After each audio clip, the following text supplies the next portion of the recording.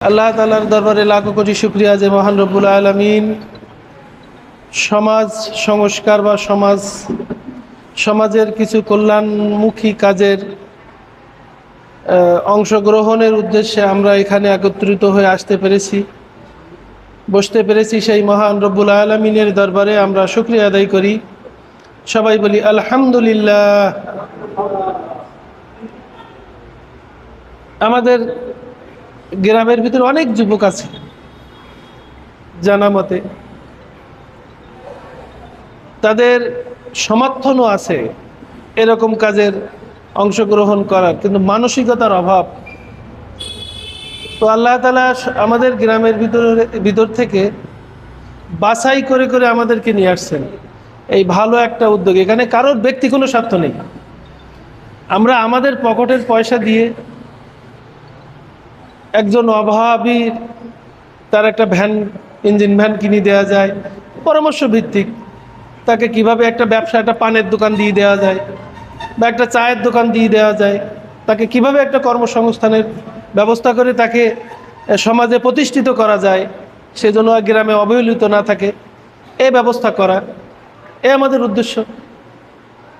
একজন অসুস্থ, চিকিৎসা করতে পারতেছে না, তার চিকিৎসার সহযোগিতা আমরা পরামর্শ ভিত্তিক দিতে পারি।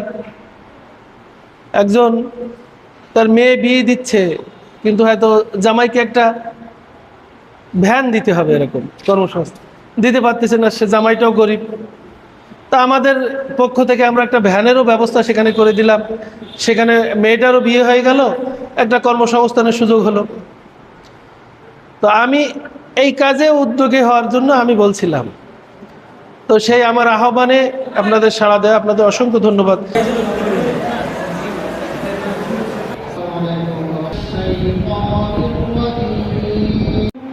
তাদের শক্তি দিয়ে সমাজের সমাজ কল্যাণ সংস্থা মাহমুদপুর সাতক্ষীরা সদর, সাতক্ষীরা, এর নামটার ব্যাপারে কি আপনারা সবাই একমত? তারুণ্য সমাজ কল্যাণ সংস্থা। তারুণ্য শব্দের অর্থ কি? তরুণ, তরুণ, হ্যাঁ, যুবক সমাজ কল্যাণ সংস্থা হয় বাংলায়। তো এই নামের ব্যাপারে কি আমরা সবাই একমত?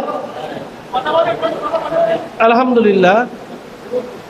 তো এখানে উপদেষ্টা মণ্ডলী যাদের পরামর্শে এই ইয়ং জেনারেশন, ইয়াং ছেলেরা চলবে, তাদের ভিতরে মাওলানা হাফিজুর রহমান মাহমুদপুর, মাওলানা শফিকুল ইসলাম মাহমুদপুর, মোহাম্মদ নুরুন নবী, খায়রুল ইসলাম, মোহাম্মদ ইসমাইল হোসেন, আলহাজ মেহেদি হাসান লাবলু, আলহাজ রুহুল আমিন, আর মোহাম্মদ রিপন হোসেন। এই মোটামুটি উপদেষ্টা মণ্ডলী। এখানে এই কজনের নাম, পরবর্তী আরও নাম দেয়া হবে, মানে যাদের ইয়েতে এখানে নাম আরো সংযোজন করা হবে, এরকম তো আলহামদুলিল্লাহ। তারপরে কমিটি সদস্য। কমিটি বলতে কি, সবাই কিন্তু কমিটি, সবাই দায়িত্বশীল। কিছু শৃঙ্খলার জন্য কিছু পদ পদবি দিতে হয়, তাই যে আমি সভাপতি না, আমি সেক্রেটারি হলাম না, আমি ওতে যাব না, এরকম যেন না হয়।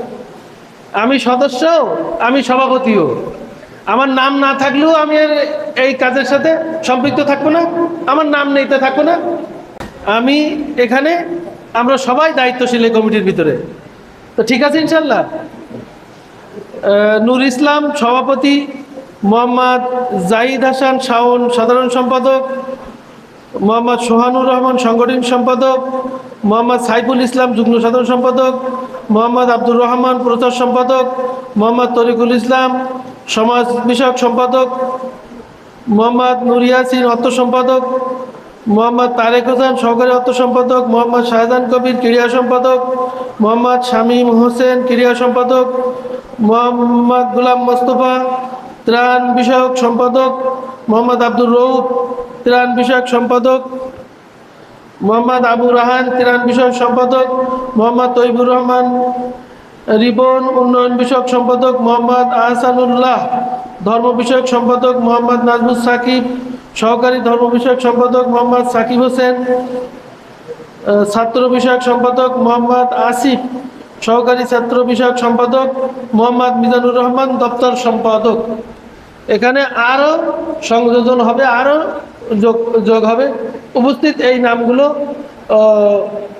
দেয়া হয়েছে। এ ব্যাপারে কি আমরা সবাই একমত না এখানে কোনো রদ বদল করার প্রয়োজন? আপনারা আপাতত এই থাক, পরে রদ বদল করলি সংযোজন বিজন বা আরো কিছু যোগ করার দরকার হলে আমরা করে নেবো ইনশাল্লাহ।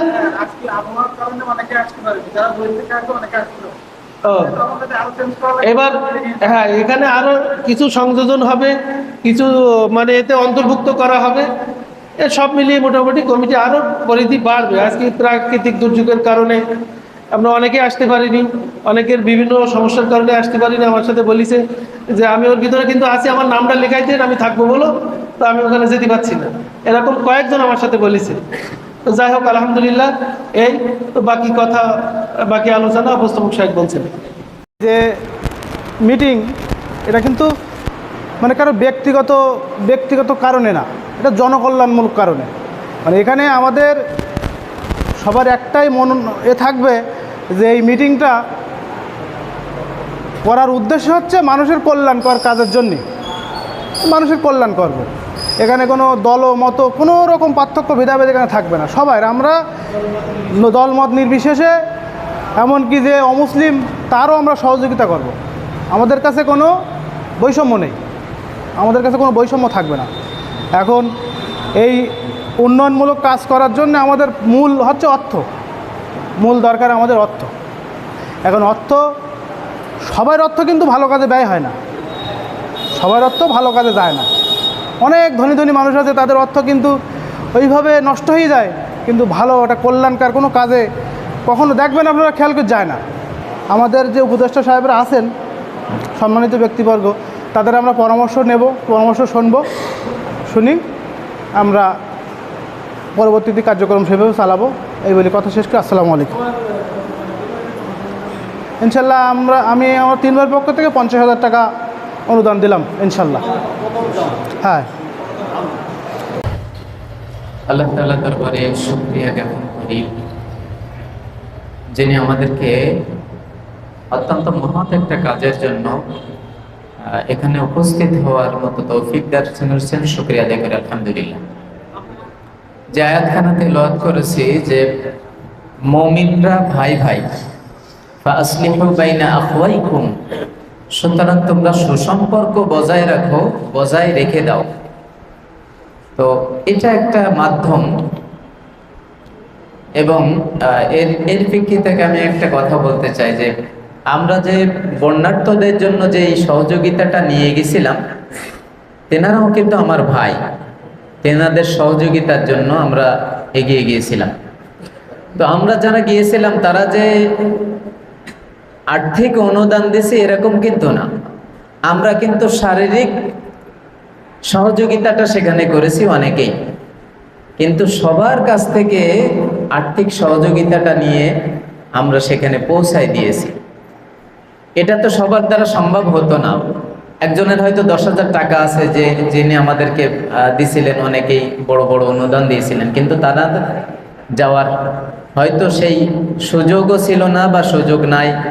কিন্তু এমন একটা জায়গায় পৌঁছাই দিয়েছিলেন যে যাদের কাছে আর্থিক সহযোগিতা নাই, কিন্তু তাদের শারীরিক কষ্ট দিয়ে, মেহনত করে, সময় দিয়ে সেই পর্যন্ত পৌঁছাই দিয়ে এসছে।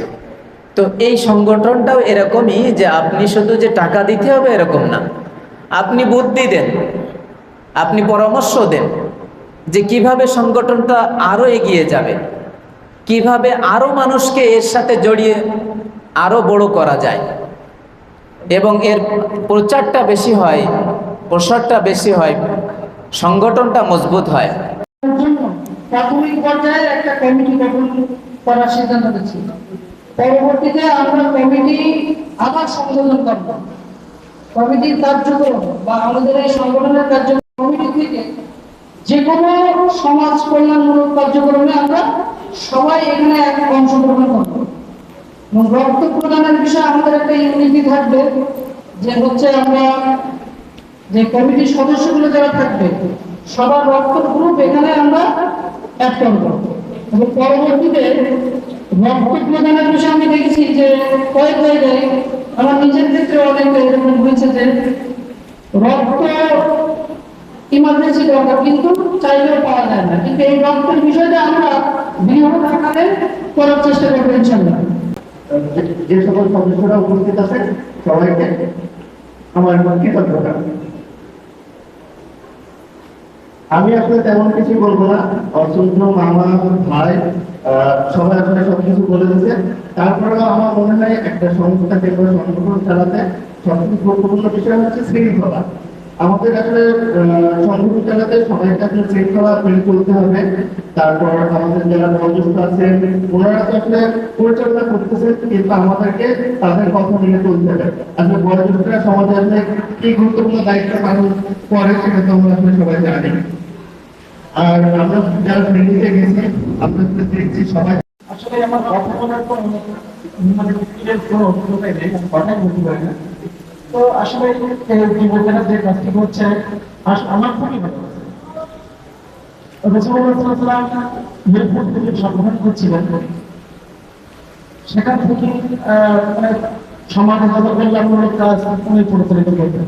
তো আমি আশা করবো যুবকরা এমন কাজ করবে যে নিদর্শন থাকবে, বাইরে আমাদের পার্শ্ববর্তী ইউনিয়নের একদম ইয়ে করে, মানে যে আলিপুর ইউনিয়নে আমাদের একটা সংগঠন আছে যে যারা খুব সমাজ কল্যাণমূলক কাজ করে, তো এগুলো আমি শেষ করছি। আর আমি স্বাধীনভাবে সংগঠনের চেষ্টা করবো ইনশাআল্লাহ।